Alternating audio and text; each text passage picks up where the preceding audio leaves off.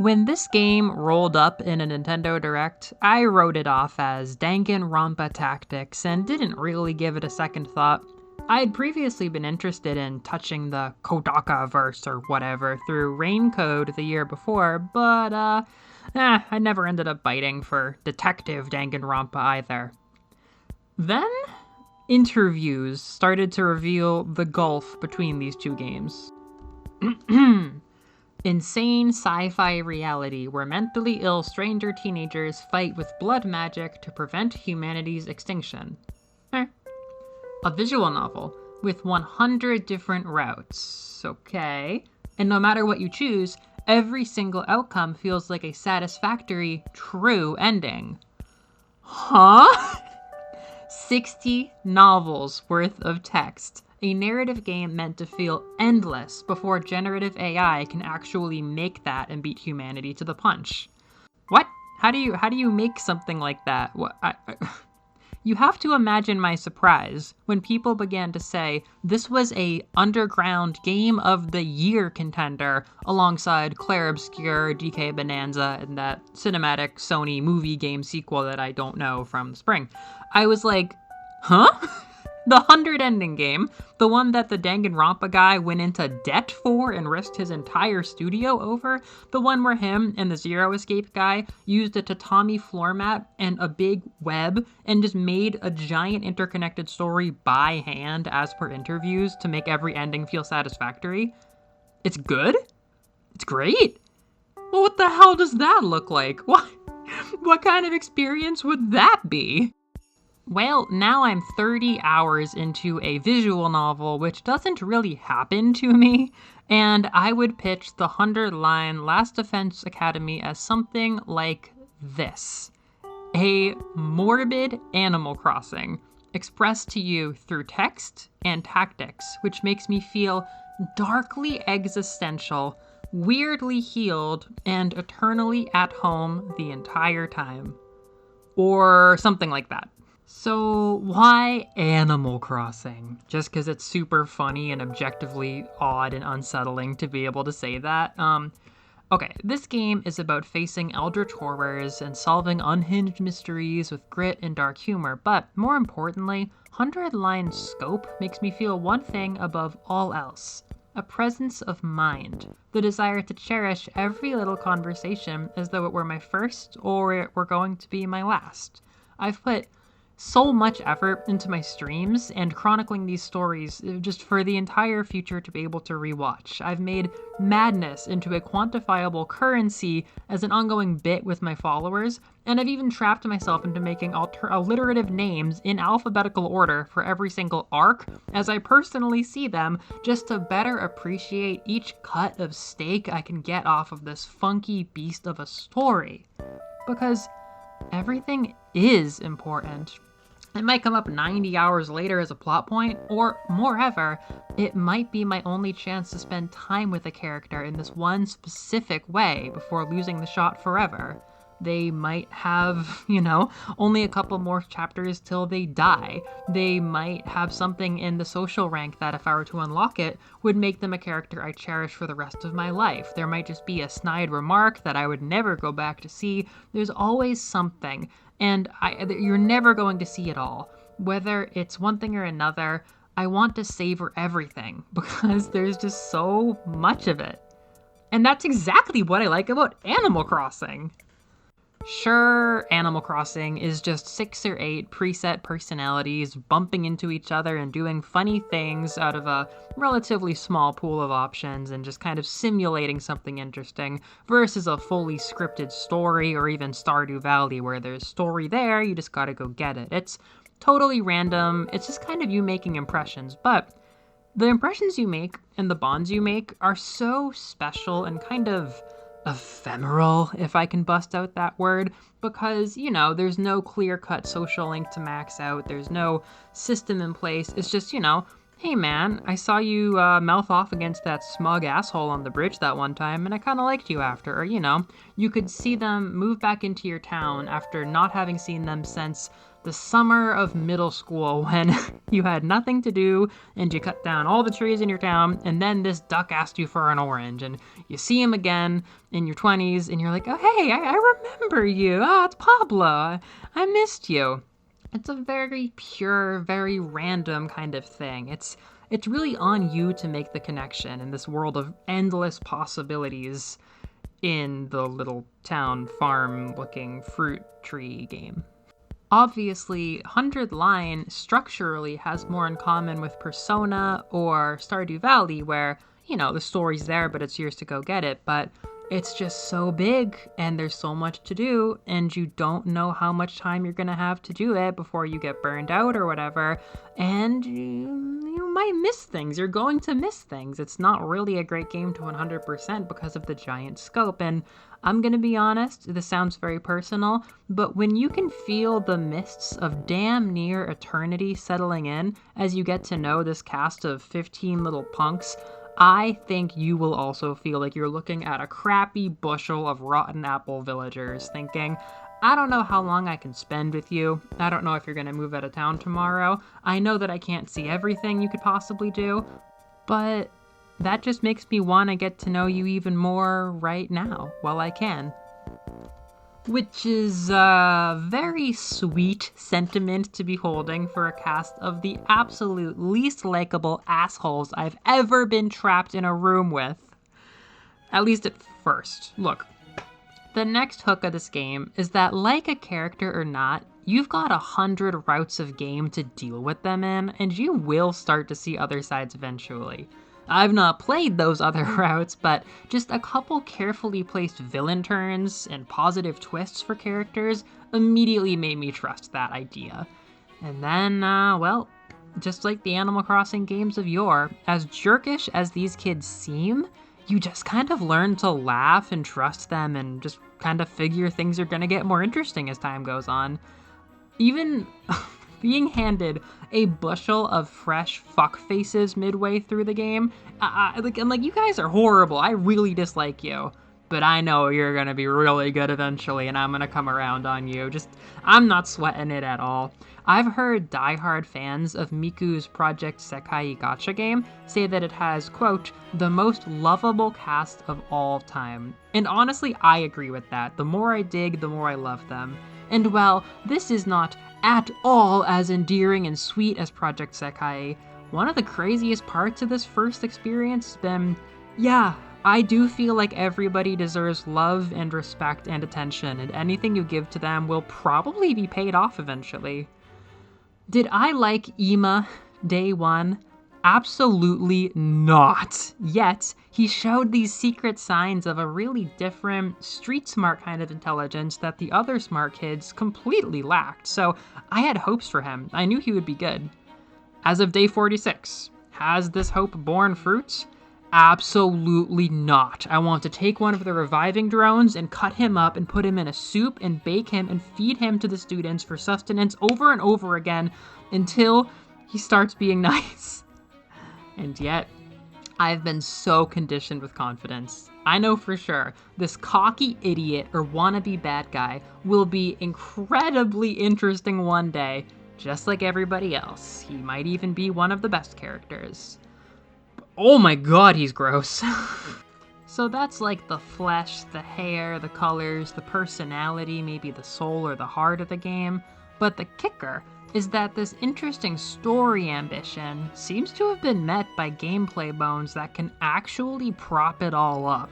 There's the expensive visual novel trappings like snappy, lovely UI, expressive sprites, models, even animations, surprisingly pretty great music, and lots of just good quality of life stuff.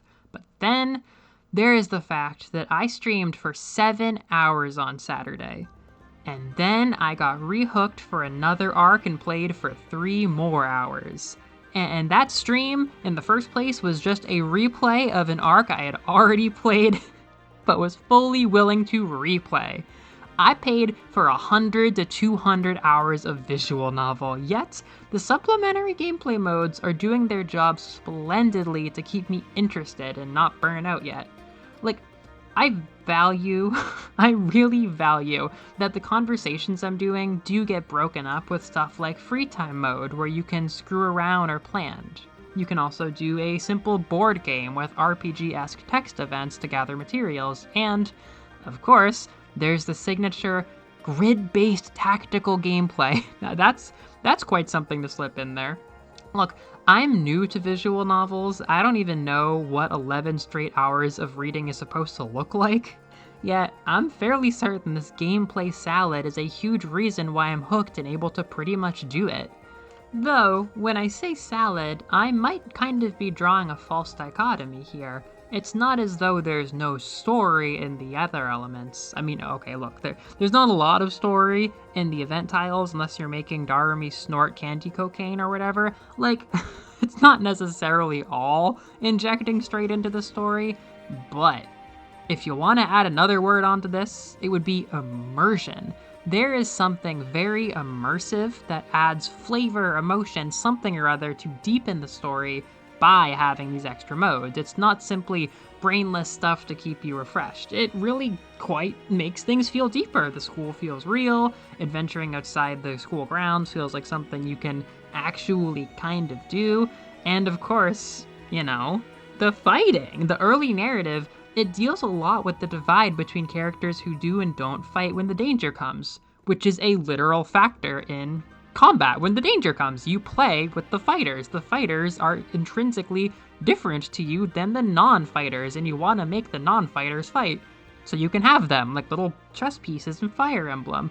And then those characters, they become unique units with their own special fine-tuned stuff to add to your army once they do decide to fight, which is like the biggest payoff imaginable for a character arc. And yeah, it goes beyond being just an ambitious war story. It actually has battles to fight, Which is definitely the last time I can bring up the fact this is, in fact, part tactics game before I actually explain what the heck I'm talking about. So it's never come up before, but I'm actually a pretty big tactics buff. Like, I'm not a master aficionado or anything, but I have spent hundreds of hours in my favorite tactics games, and I get pretty deep into them when I like them. So take it from me when I say, don't buy this as a tactics game first and foremost. No, that's not the way to spend your money. If you're thinking, oh, look, Danganronpa Tactics, I'm going to play a tactics game and then spam start spacebar to skip all the story. No, that is backwards. The combat is meant to be supporting the story. In fact, it's missing a lot of fundamental things that make SRPG gameplay good, like units getting experience when they kill enemies. That is just a feedback factor that's not really here in the traditional sense. And there's no maps. There's literally just open schoolyard zones where you do fighting. Like, there's not maps. There's no strategy on maps. That is like huge red flag. Don't buy this as Danganronpa Tactics and then spam through the story. That is a complete waste of your time. But oh my god, it is shockingly good for what it is. The thing is, by working within the really small scope that they gave themselves, they compound a lot of layers together to make something really twitchy and addictive that legit will make you feel pretty clever once you get good at it. There's kind of this main system of action points. The whole army shares a pool of action points. It's not that every unit gets to move once. You choose who moves and how many times they move. Sometimes you'll make one person just clear the whole board, sometimes you'll divide it evenly and divide and conquer. Sometimes, acting really smartly will just randomly get you more AP after a combat, keeping your turn going, like, more drinks on me, keep the bottles filling. That's really fun. Then there's a second feature called Voltage, and Voltage can be hoarded and used to predictably get more AP. More and more drinks on me. This system is mainly replenished by your units dying, which makes fast-paced hyper-aggression a really great way to play. Getting knocked out could technically still topple you, but it is so light in its repercussions that it's basically encouraged to just send your dudes out there, let them die, and then get some resources to make the other units able to act more. It's really fast-paced and fun. What these fuel is a kind of Tetris-flavored combat, funny enough. Enemies show up in big hordes, and they have very low HP, and the characters you use are defined by their huge, unique area of effect moves. One dude might have a massive diagonal cross. One might do a long slash in front of him for a pretty wide range of spaces. Others might speed across the map and then wipe out everybody next to them in a small range. You can look at a big oncoming horde of enemies and deploy them all in just the right spaces to make their shapes line up and cleave every little subsection of the enemies down in one turn, and that is so satisfying. It really just feels like sliding a bunch of blocks in place in a block puzzle game type thing. It's very fun, very light, very just immediately satisfying. I really quite like it. And then there's even more depth, where, for example, there's a negative status that you can get after you move called Fatigue. Even if you move those 3 guys out there to cleave up the units perfectly, they might be more or less stuck in place for a little bit with Fatigue, meaning you've almost deployed them tower defense style. In fact, the first time somebody pitched this to me in a YouTube video, they said, this kind of feels like a light SRPG, very involved tower defense game. But I personally can't help but look at the Tetris side too, because I love matching up the attack shapes to the enemy shapes and just being very efficient in how I clean everything up. Fatigue is cool because you can't just like run around the battlefield freely. Well, most characters. You have to think about the gravity, and sometimes you do just want to like set up your guys. Like you take the ones over here, you take the ones over there, and nobody moves. Unless you find a strategy to heal Fatigue, in which case you feel very fast, like getting Gale Force and Fire Emblem, and that's satisfying too, which is just a very good combination of mechanics in my mind. So yeah, once again, don't spend 60 USD on this planning to mash A through the story and just play the tactics. That would be a mess, but yeah, there's everything I said. There's a bevy of things to upgrade and material systems to manage in your downtime, which do encourage you to feel pretty leveled up, even if there isn't a traditional experience system, and it really works together. It's more Fire Emblem Heroes than Three Houses, more like a simplified, puzzly kind of experience, but yeah, I don't know. While some people will just outright praise this gameplay and not make any concessions about its lack of scope, I would say this is as wide as a puddle and deep as well, maybe not the ocean. That sounds kind of insane, but it's a very small, very deep, satisfying thing. And it is more than just a side mode supporting the story. It's like a really good side mode supporting the main story. It was carefully considered to be snappy and light and refreshing, which fits the big picture role that it needed to play in the game. Something very, very common when you sit down and analyze 100 Line as a whole package. So even taking the tactics and setting them all the way to the side, I have never sat down and started a game and thought, this reminds me of when I started Fire Emblem Awakening back in 2013. It's kind of weird. I don't know what that feeling really is. It was my first Fire Emblem, so that felt very exciting. There was a lot of new stuff, but way, way more important was this energy, this sense of, oh, this is very big. This is an important game that I'm playing. This is a special moment. There was something in the air. There was something my friend and I shared when I watched him play it that made me say, like, this is important. This is special. I mean, it's not a terribly original game. It's not a terribly, profound game, but right from the get-go, there's just something in the charm, something in the intentionality, something in the just sincerity of it. And that is what made me love 100 Line more than anything else here. It's hard to really describe. I mean, it's worth noting, 100 Line and Awakening are both make it or break it projects. They were both do or die scenarios for their creators. And I would reckon that inspired them to make sure every little thing does its job. Every small, good piece meshes together into a larger machine that is just some strange flavor of great. I think to kind of, make this sound like anything more than crazy ramblings from my chest, I want to compare Chrom and Takumi. They're both the kind of leader boys. Maybe Chrom's not exactly the protagonist of Awakening, but they're the sword boy, prince dude that brings everybody together. And they are not interesting. They are not interesting. I've played Chrom's game like 11 times. He's not interesting. He's not profound. He's not fascinating. But everybody likes him. He's just kind of good. He has a good design. He has really cool lines. He has cool moves. He has really good cutscenes. Every little piece comes together to make Chrom work. And then Chrom works really well to lift everybody else up because it's just nice to see them bounce off of him. And that's why I like Takumi. I've just kind of thought his design is nice. He captures Himo Anima really well.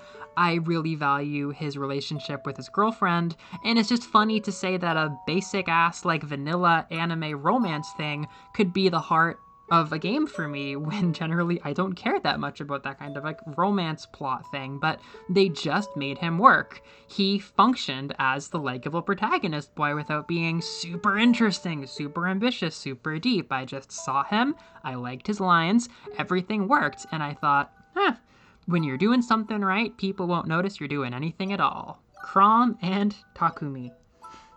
That's basically been 100 line for me so far. I mean, the hero was heroing successfully. The plot was plotting through mad twists and being just as weird as I hoped. And the stakes, they were staking cosmically. Everything worked. Everything felt important. It felt effortlessly special.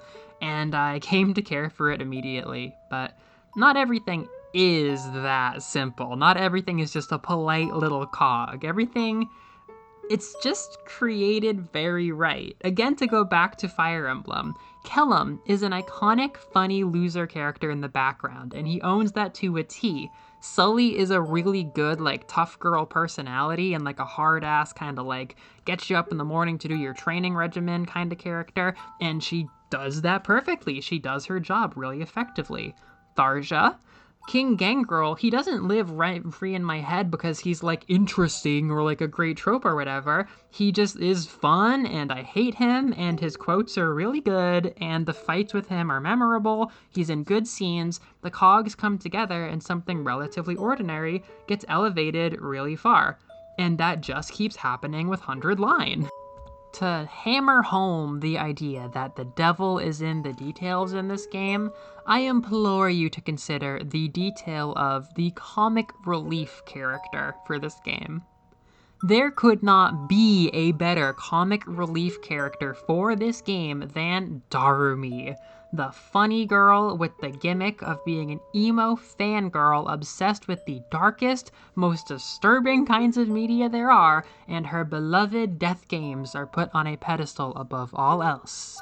Even though this is, capital letters, not a death game, not a killing game. They don't have to kill each other, even though it looks like they maybe do. She's a subscriber to the Saw-flavored Death Game K fashion subculture that she probably made up, and thus is living her fantasy, and is casually derailing every conversation to implore that the story gets worse, that things get darker, that people start fighting and killing each other. It's not out of malice or murderous intent. She's just doing what she loves. It's so lighthearted and goofy. She finally has a chance to die, just like she's always dreamed of. A healthy influence? No, but she has a function in this game, goddammit. Like an intrusive thought out of the game you thought you were buying because of the art style, Darumi is constantly poking and prodding the narrative in a way that helps you enjoy just how nuanced it is. You might be anxious that people are going to start killing each other, that the bombs that have been planted in the students are going to blow up and everything's going to go to hell, until Darumi jokes about that exact same thing happening and you realize, oh no, actually, come to think of it, I'm a little freaking out here. That's probably a little too intense for this moment. Like, I don't think that really is what has to happen right now. Like, sure, there are some endings where I believe that does happen, but she really helps you understand how not insane some things are sometimes. She's broken, she's suicidal, she's unhealthy, and she's perverted, yet she's not mean or cruel or really like that bad of a person. I don't know. She clearly has an awful IRL life and just wandered into one of the most fucked up environments possible in this weird psycho space, weird dimension thing, and kind of functions really well. And someday we're gonna figure out what the hell is wrong with her, so that's very interesting. For now, she basically channels all of the darkness hiding in these 100 routes that is in there, but then cuts out the tension.